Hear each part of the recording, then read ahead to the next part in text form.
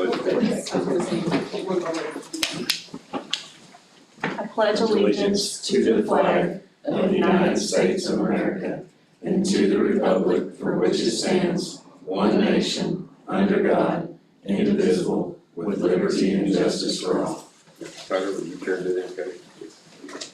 Heavenly Father, we're just deeply saddened tonight from loss of a great man that we had employed here, Mr. Hutchinson, and our hearts and love go out to that family, God, that you'll just be with them. I pray that you'll just give us guidance and direction tonight. In your precious name we pray. Amen.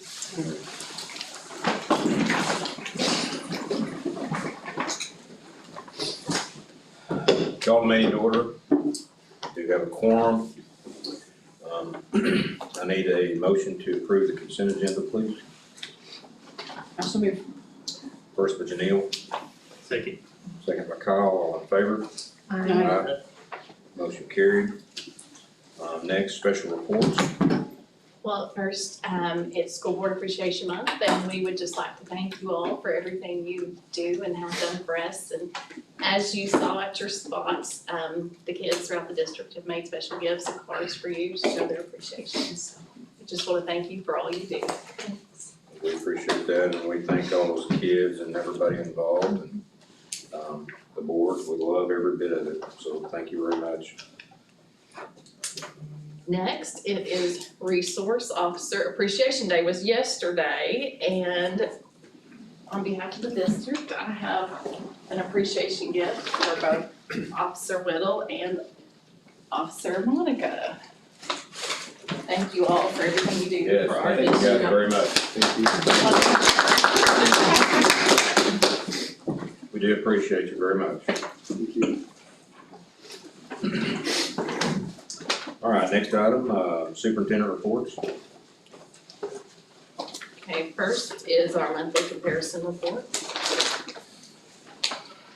Revenue is up, and Tina has denoted in here that there was some delinquent property taxes paid that helped that go up. And then you see a significant decrease, and that's due to the teacher equalization funds and the bonus that went out.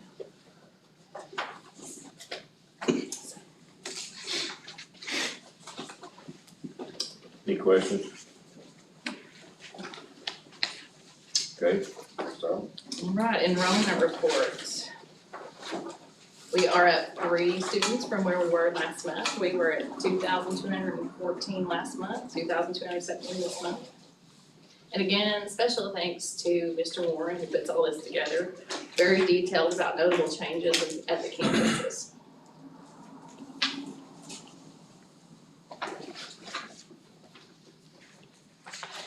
good deal. Next item, COVID update. Okay, I wanted to share with y'all an update on where we're at as far as COVID cases within the district and also changes in guidance. It's hard to keep up with the newest guidance. So this is updated guidance and current numbers.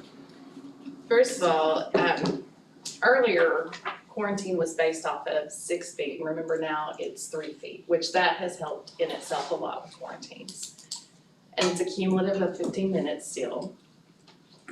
As far as who should quarantine, this has changed, and summarize this screen. If you are 18 and older and you've been vaccinated, you also must have the booster to avoid being quarantined. But if you're younger than 18 and you had the vaccine, you would not have to quarantine unless you were symptomatic and or if you have had COVID in the last 90 days. So these are just some new guidelines that came out last week. Tom, I know that you're on Zoom with us, so if I misspeak, please correct me.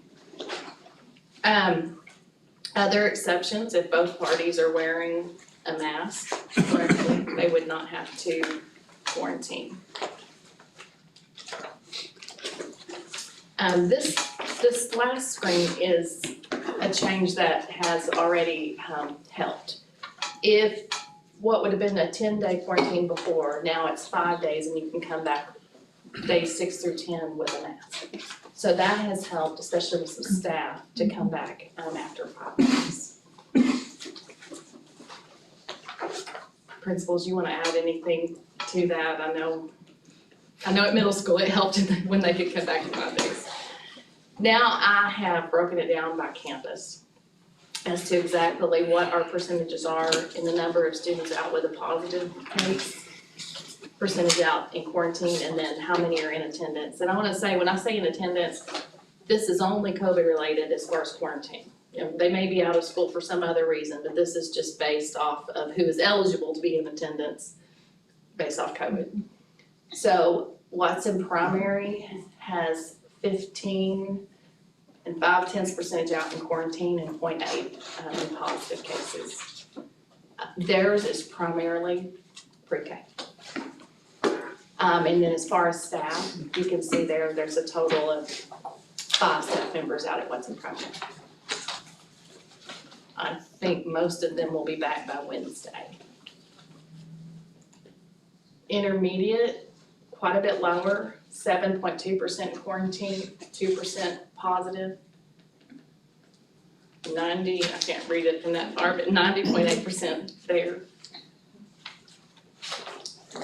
5 staff members out.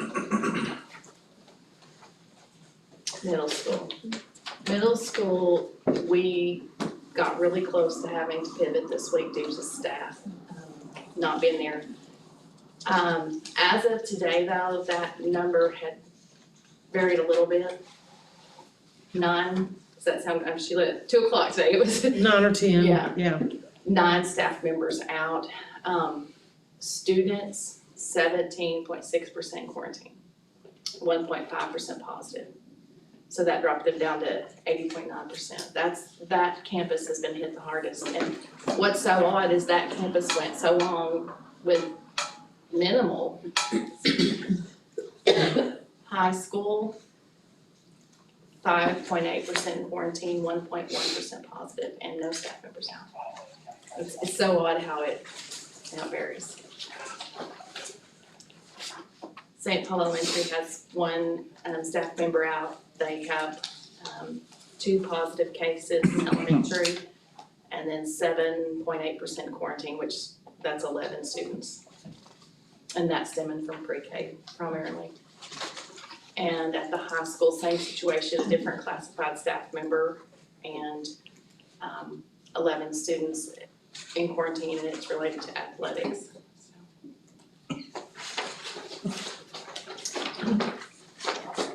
Next, I wanted to look at district average of students and where we're at. Then, like I said, this was as of about 2 o'clock this afternoon.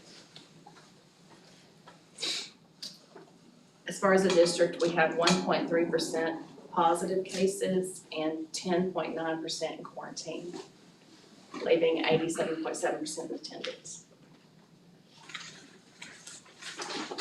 Then I broke it down, just the average of staff, and this is certified and classified combined. And 2.8% of the staff had a positive case, 3.4% in quarantine. So right now, overall, at 93.9% attendance here. I will say, like I said, primarily Watson Primary and Middle School have had the biggest staffing challenges. Do you have a percentage in mind, like if you get so many quarantine or positive that you're looking at transitioning virtual or? When we need to pivot to virtual, we based on staffing, when we just can't staff it for the kids that can be here. But I feel like we need to really watch when we're going over 10%. Now, by breaking it down, I can see a lot of these numbers are coming from pre-K. And we just can't keep them 3 feet apart. Well, there's a lot of things, I know there's a lot of things on the news and everything by the minute that is changing, so do we want to just continue to monitor like we're doing and take a look at maybe the end of the week or Monday of next week and see where our percentages are and our numbers are at that time and just kind of reevaluate some things? My suggestion, knowing where we're at with so many of those being pre-K, and I think a lot of this is still stemming from Christmas and lots of families being together. I think we need to look at it closely Friday, and if we're over that 10% threshold, I think we need to put a mask mandate in place for at least a week to hopefully stop some of the quarantines, because remember, if both are masked, they don't have to quarantine.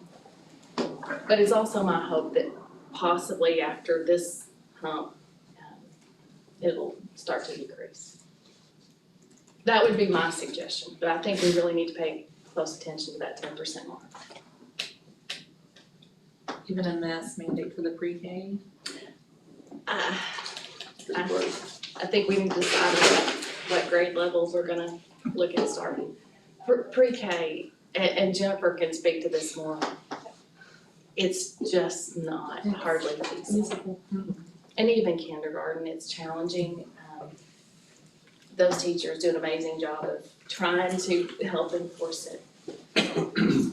But it would be very hard pre-K. And with the quarantine that took place in pre-K, Tom spoke with parents and said, you know, if they come back for 5 days, that second 5 days, they'll have to wear a mask, but parents know that's so difficult. Tom, are you listening? Yes, sir, I am. Hey, out of the ones that we have in quarantine right now, is there a pretty good percentage of those kids gonna be back maybe towards the end of this week? A lot of them will be, yes, either the end of this week or the first of next week. We do have Monday off with the students, so it'd be Tuesday when they come back. But as of right now, that's when a lot of them either Thursday, Friday, or Tuesday of next week. So in reality, if everything kind of stays where it's at, those numbers will drastically change for the better by Monday or Tuesday of next week. If it stays where it's at, yes. And I'll be honest with you, I've been on the phone Saturday, Sunday, and today all day long. So hopefully we've hit the worst of it. I can't tell for sure, but hopefully tomorrow and the rest of the week it'll slow down. So. Okay, thank you, sir. Appreciate the info. Any other questions from you guys? You mentioned about going remote. Will that decision be made by like a campus to campus? We can do it campus to campus, but realize when we do that, that counts as one of our AMI days. Okay.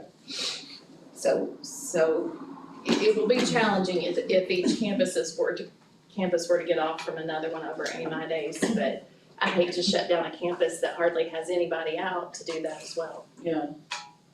And I will tell you that this staff, middle school, did a phenomenal job of piecing together, but it's every campus is pulling and people are chipping in to help in every way. Can I step in right here real quick? Yes, like, We'll say that the nurses and staff that have been gathering up the information for quarantines, I'll just throw out Kelly, the middle school nurse. She was put in quarantine because of a contact, and she worked all weekend herself, and even today pulling out kids for quarantine and stuff, and has done an amazing job. It's all of them, not just her, but I just know that she worked all weekend because they were hit harder than everybody else. But it's I really want to just give them the recognition they deserve for helping me and working so hard in this. Totally agree. Totally agree. Thank you, Tom. Is there any other questions you guys have? Anything you want to add, Ms. Harper? well, I just think we're hovering at a line where we need to watch closely. I will, if you want me to, I always do reports on Friday anyway. I will get with you Friday on exactly where we are. We can go from there.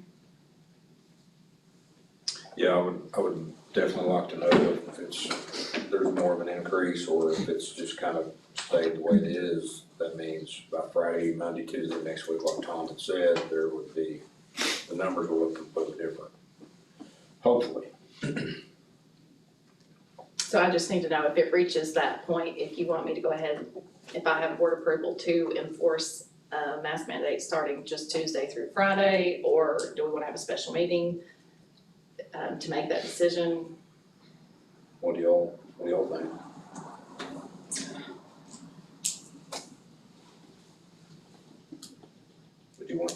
Would you want I mean, would you want to discuss it, I mean, before we take off?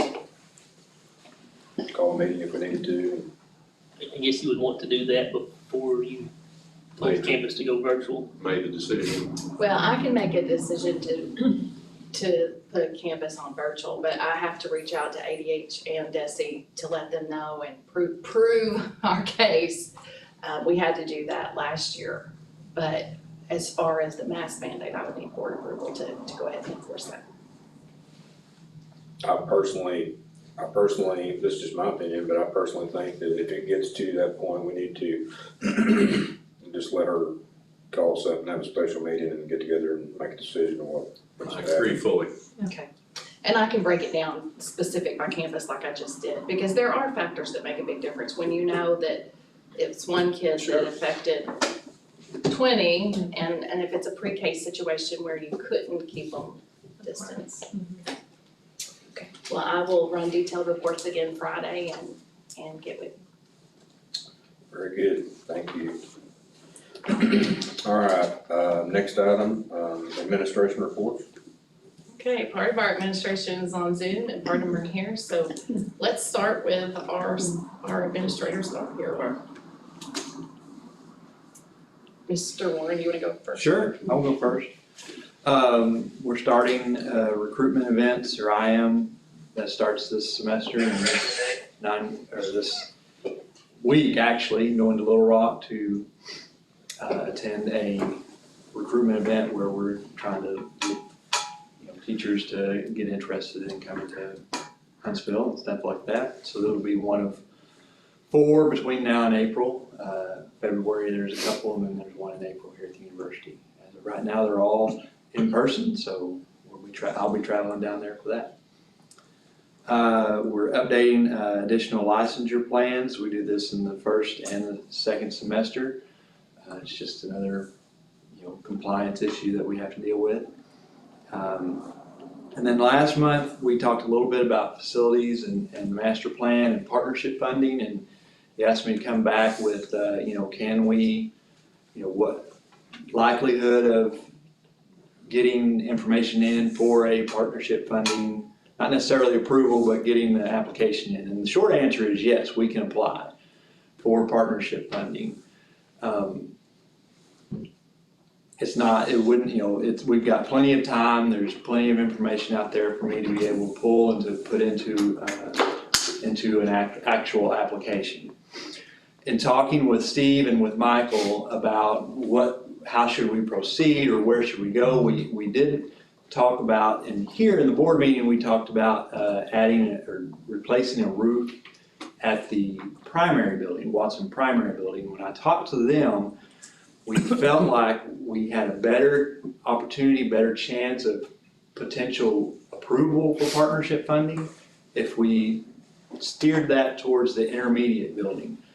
Mainly because there's more of a paper trail of work orders through the school dude system, which is our maintenance system that we utilize here. We have more work orders available and ready for that show that there's a need at that facility than there is at the primary facility, even though that roof is older at the primary. So that was, we've tailored our thoughts towards that, going that route.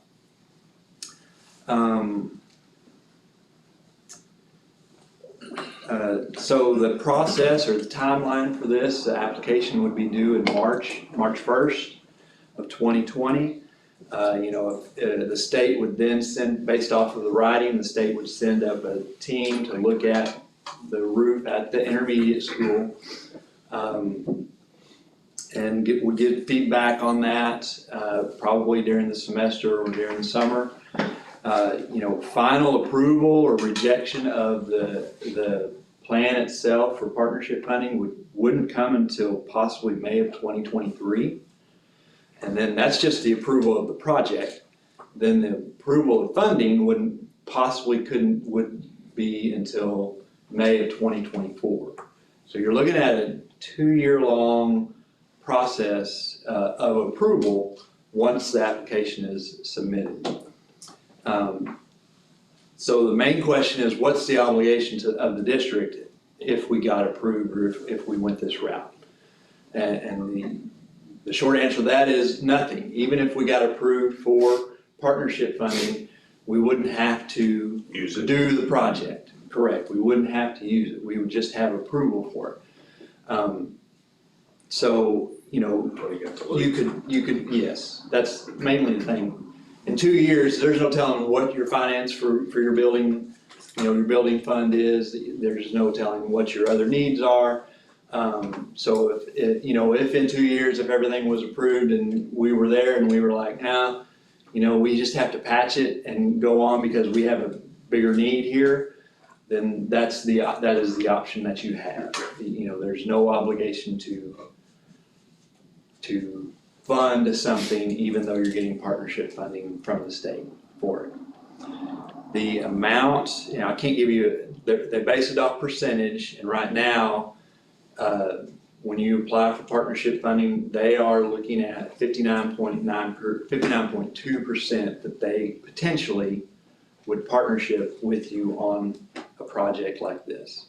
So it's a 60-40, state 60, district 40%.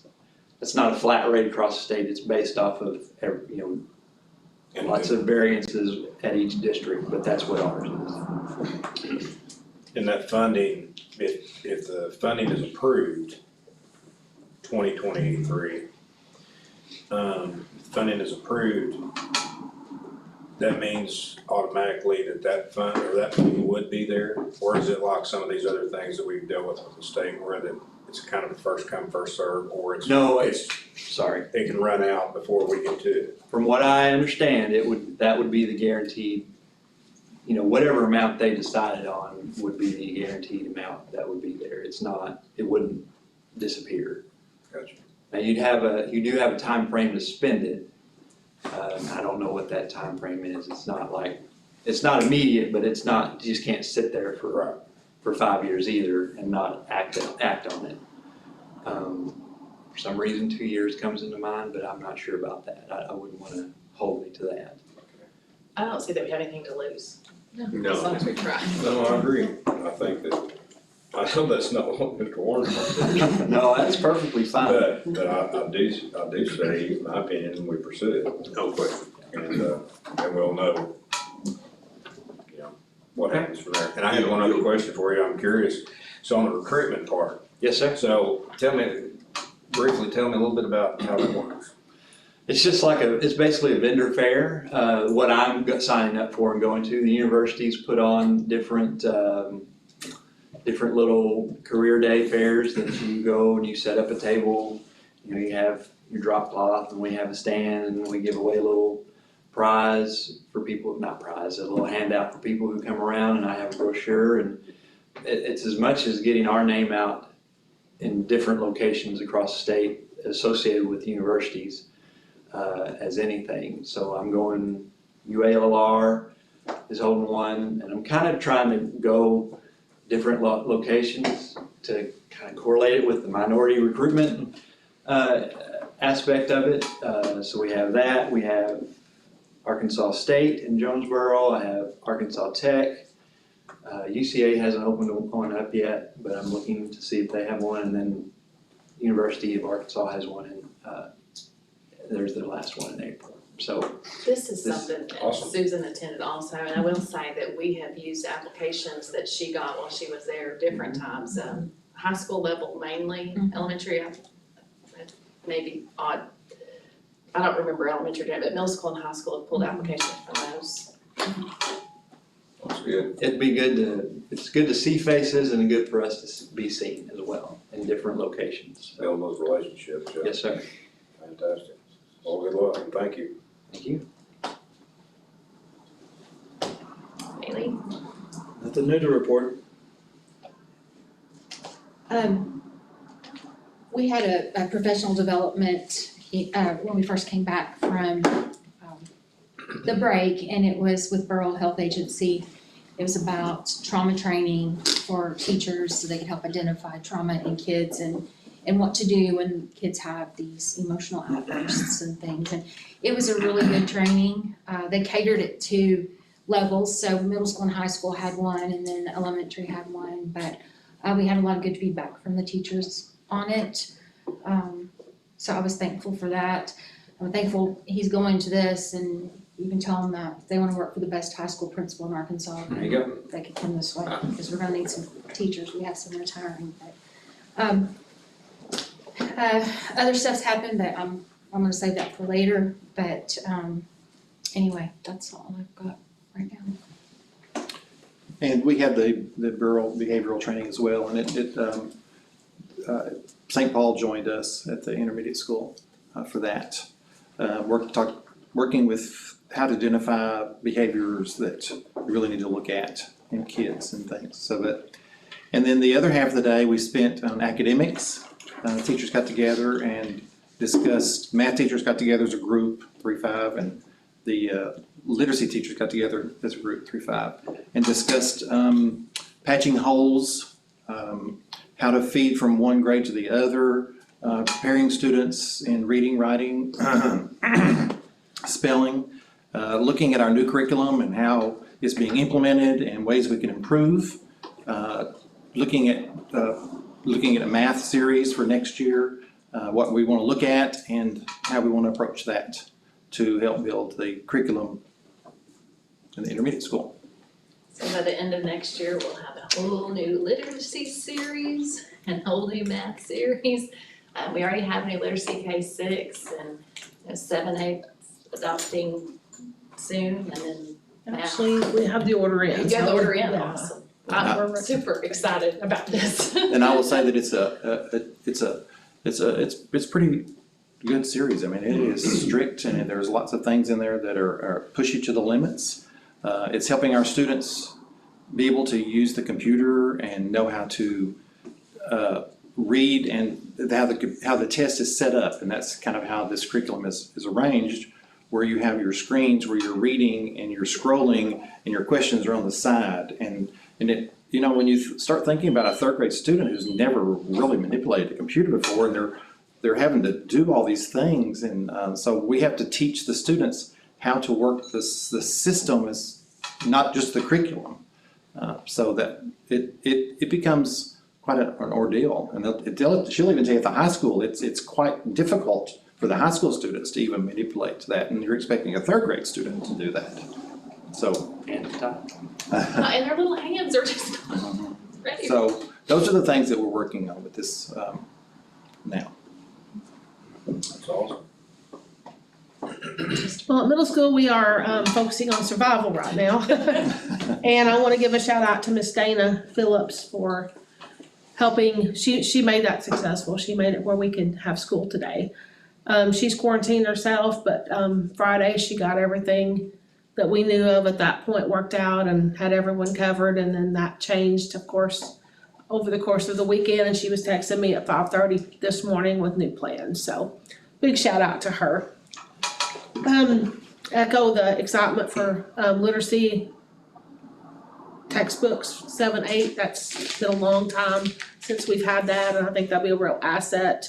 If we do have to go virtual in the future, they have so many more resources at their fingertips that they can have, that we won't be making paper packets and all that stuff. So it's gonna make life a lot easier in a lot of ways.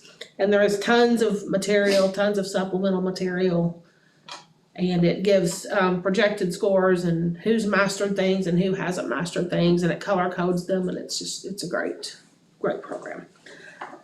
We also at middle school did the trauma training, as Roxanne said. And then the afternoon we did professional growth plans and worked on curriculum and had PLCs in all areas, subject areas. We don't get to have subject areas as much as grade levels this year. We're doing grade level, so any opportunity we have to do the subject area, we do.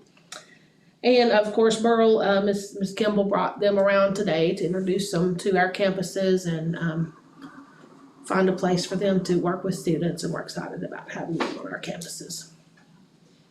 I had spoken last month, the month before, I forgot now that Borough Health, that we're partnering with them as well as OGC to meet the needs of our kids. OGC was just having trouble having enough service providers for the kids that had been referred for services. So Borough Health has really helped out, and starting next Tuesday, we'll be here in the district working with, first of all, getting parents in to get paperwork done and then working with our kids. When do you get the textbooks? They're ordered now Already ordered. for 7 to 8, yes. And we're, looking at math, we're looking at math at all levels too, but. A lot of teachers excited about that. Yes, and, there's a math curriculum that's the same platform as the literacy, and we're really liking that, especially for the younger kids in Mike's building. I'm excited for you to get textbooks back. Well, the ones they have right now, they've definitely seen their better days, so we're excited. Auditor and tax season. Wow. Yeah, Boy, words that go hand in hand. how do you smile when you say all that? Yeah, it's hard sometimes. But our auditor, she has quarantined herself because her husband was exposed. They're waiting on his test results before she knows when she's gonna be back on site or not. But, so anyway, it's been a lot of emails. So every time I turn around, there's another email from her with a question for this or that. She's been great. She's great to work with. Same So one that from makes last it year. really good. It is. She is a nice person. Yes, she's very, very good to work with. So anyway, busy month. Tom? You may be on the I'm here. We have, basketball season in full swing. We, senior high picked up a couple of big wins Friday night over Scalo, which is always good. We got Bearville coming to town tomorrow night for senior high. Our junior high is in, Prairie Grove tonight playing. We have games also on Thursday night, and, the Charles H. Berry and Jim Stafford junior high basketball tournaments begin Saturday. It's an all-day thing there, and it lasts for a couple of days. So we're excited about that. We also have all spring sports that are gearing up and starting to practice as they can. You know how it is in spring with the cold weather at this time, so they're finding little warm places and occasional warm days to go outside and getting that geared up to go. So everything's running along. Good deal. Thank you, Tom. Mr. Ferguson? First, I'd like to say my thoughts and prayers are with Hutchins family. Sad deal, and I just want them to know we're thinking about them. Thank you guys, board appreciation. Thank you to the board for everything that you guys do. Thank you to our SROs for keeping things in line around the school. We've been kind of revisiting our expectations at the middle school, and teachers are going back over those with kids just as a reminder to keep doing the right things and making the right choices. Like they've said, we've been looking into some new curriculum for all different subjects.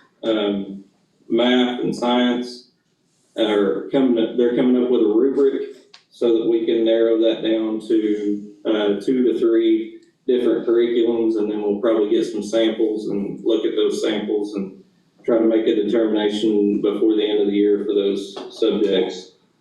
This week, we'll be having master scheduling meetings for next year, so that the teachers can have some input on what we need to do with our master schedule. So, but like Sheila said, we're really trying to survive right now. I actually tested positive last week, so I've been working from home a little bit, and I was the one that put Dana and Kelly out, and they've been working their tails off from home. But I just big shout out to the HMS staff, everybody putting everything together and making it happen this week. I think overall we had 15 staff members out today with just different things plus COVID, and we're still able to run the school, and that's a big due to them.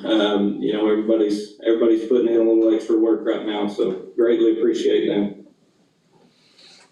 Yes, sir. Thank you, Matt. Appreciate you also. 2 different times I got text from Matt over the weekend that said, okay, we think we've got it covered, but no more. No, we can't do any more. New text, okay, we've got it covered, but I think we're, so definitely, like Sheila and Matt both said, they all work together so well. Ms. Roach? Hello, everybody. Just ditto to Matt, thank you guys, so much, school board for all that you do, all the hours that you put in, spending time away from your family. We just really appreciate you so much. SROs as well. I know Mr. Whittle got a message from me needing to make a run for me today, and he just never bats an eye, so we appreciate him so much. At primary, kind of same old as everybody else has said. We also used our PD day looking at math curriculum for next year. We've got some really excited teachers about getting some new materials for next year. And I just have to give a shout out. I know everybody's bragging on their faculty, but Carrie Davidson that steps in there every time there's a situation, she's jumping in her car and getting up there and helping me contact families. Nurse Donata as well. And so I just, like they said, our staff are just going above and beyond, never batting an eye, just wherever they're needed. Sent staff up to middle school before Christmas break because that's where they were needed, and nobody ever complained. So we're just so blessed in this community to have folks that just are here for kids and going where they need to go. So appreciate them and hope you guys all have a good night. Thank you guys. Thank you, Jennifer. We appreciate you. Steve? Yeah, we're just kind of clicking along, trying to keep all the seats warm, basically. I just want to thank my staff. I got maintenance guys that are filling in as custodians. I got maintenance guys that are helping in the cafeterias, serve food. It's just amazing to watch them. They never bat an eye. They come in and say, what do you need help at today? And hopefully this COVID little service that we're having right now will kind of lessen and kind of give everybody a little bit of a chance to take a real deep breath. And the custodial staff is doing fantastic. Can't thank them enough. They go above and beyond. We've been short-handed, and I've got people that are working double shift. Like I say, they never bat an eye. It's just amazing that the staff that we have here at the school district. I want to thank the board for all their support. Thank you, Steve. We appreciate it. Ms. McComb?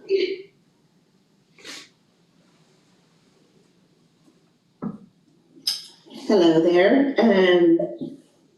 All we're doing is getting ready for a big audit through special ed finances and also getting our folders and everything ready for the 3-year cycle to be monitored. And that starts on January 18th and wraps up on February 14th. So that's what we're working on right now. Good deal. Thank you, Tanya. Ms. West? Hello, we're still trucking along, working on budgets. I'm working on sped testing, and I feel like a broken record, but working on audits. It seems like this is the year for the audit. We've got our regular legislative, sped having one, and federal programs also. So we're all kind of hustling and trying to get things together for that. Thank you, Natasha.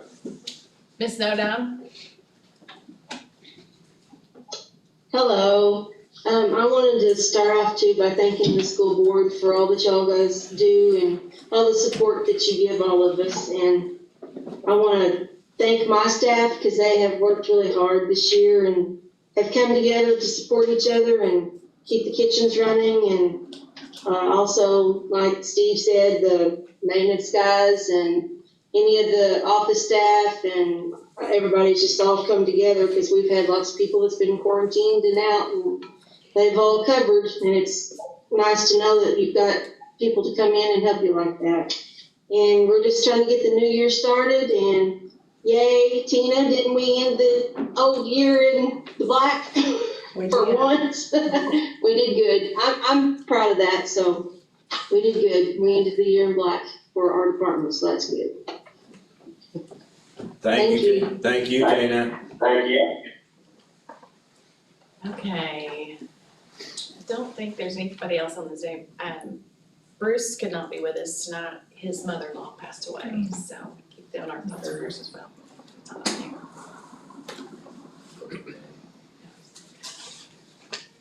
New business. Okay, each January, we report the public board training hours for all of the hard work y'all put into earning those. So this year, Danny Thomas ended the year with 10.5 hours, Terry Forsyth 6 hours, Dwayne Lynn 10.5 hours, Lenora Rattle 6 hours, Kevin Wilson 7.5 hours, Neil Yancey 6.5 hours, Kyle Taylor 10.5 hours. So all board members have met their required training hours for the year of 2021. And my only other new business is our not so new business of the monthly transfer of village funding. If I could have a motion for that transfer. I'll make a motion. First by Kevin, Second. second by Lenora, all in favor? Aye. Aye, motion carried. Next item, transfer request. I need a motion to approve the student transfer request, and notice 3 of those 4 students that have never been enrolled here. So moved. First by Janelle, Second. second by Kyle, all in favor? Aye. Motion carried. Okay, next on we have, executive session, which we're not going to go to, for superintendent evaluations. We'll take care of that at a later time. Next item up, I need a motion to approve personnel resignations, hires, transfers, and renewals. Make a motion. First one, Nora, Second. second by Janelle, all in favor? Aye. Aye, motion carried. Others don't care. Resignations, our first 2 are gonna be retirements that we are sad to hear about. Connie Tinberg, Huntsville High School teacher, will retire at the end of this school year. Philip Baker, Huntsville High School teacher, will retire at the end of this school year. Ignacio Bonilla, high school teacher, effective in last December. Classified resignations, Jessica Sanders, Huntsville High School paraprofessional, and Amy Bottoms, Watson Primary School food service. No transfers and hires, classified Donnie Skates, Huntsville Middle School 185-day custodian, and Carrie Klein, Huntsville Intermediate School food service. I would like to say to that, we appreciate and thank, Ms. Connie Tinberg and Philip Baker for all their years of experience and dedication that they've put into our school district and to the kids that have came through these schools and are better for having been a part of that. So we do appreciate that, and we hate to see them go, and, but we do thank them for everything that they have given to our school district and wish them the very best on their retirement. That's my thoughts. Okay, any other board comments, questions, and or discussion items? I do have something to say. You care? Are we gonna do the executive session later tonight, or? No, we'll do it at a different time, after we get all the evaluations. Oh, all right.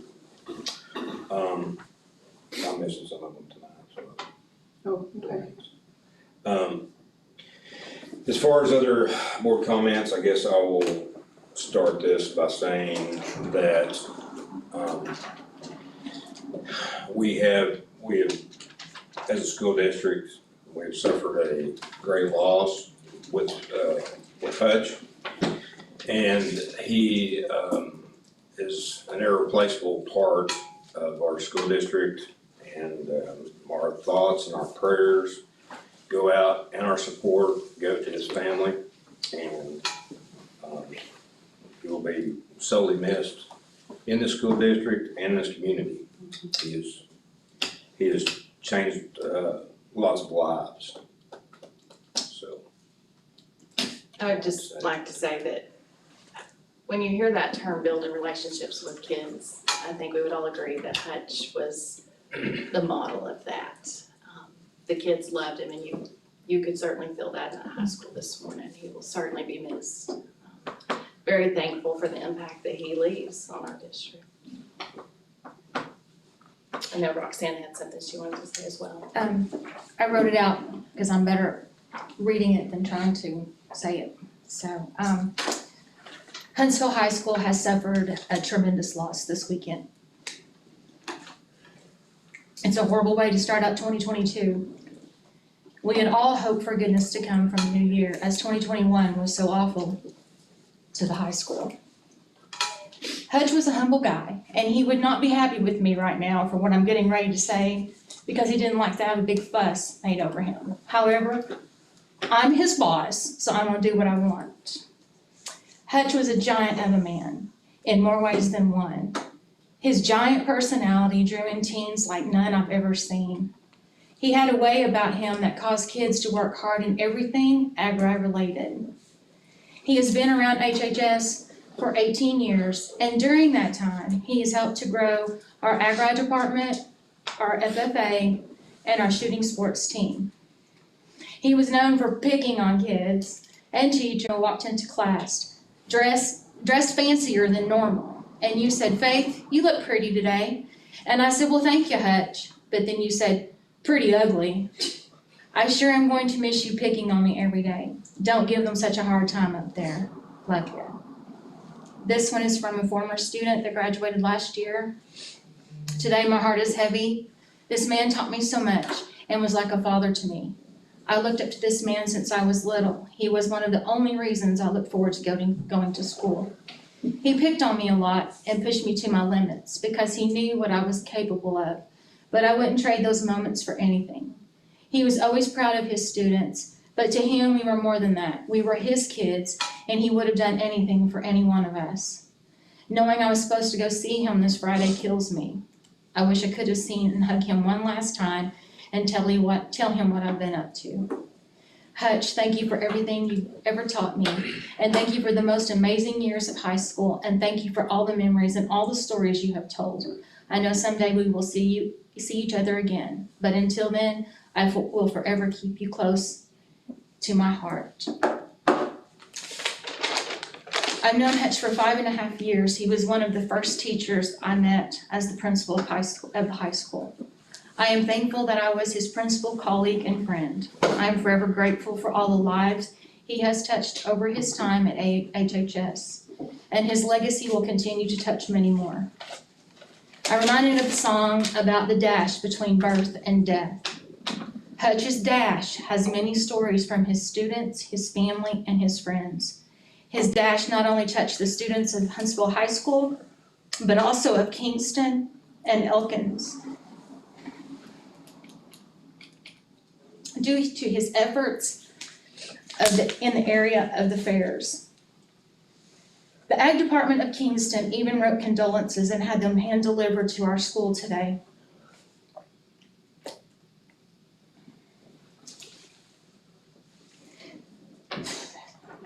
This should be a testimony of a life serving students and in the education field.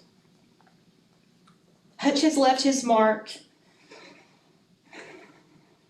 He has touched so many lives.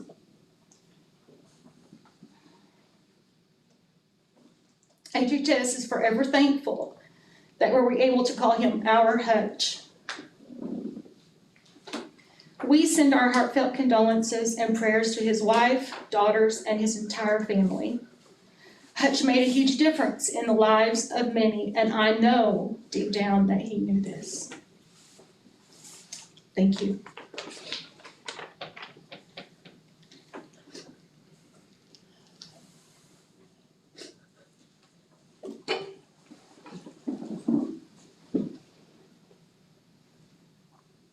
Very thankful for his teaching years and the impact he made.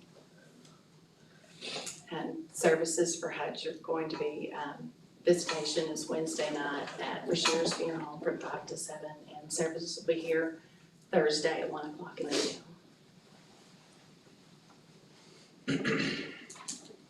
Very good. there anybody else who would like to say anything?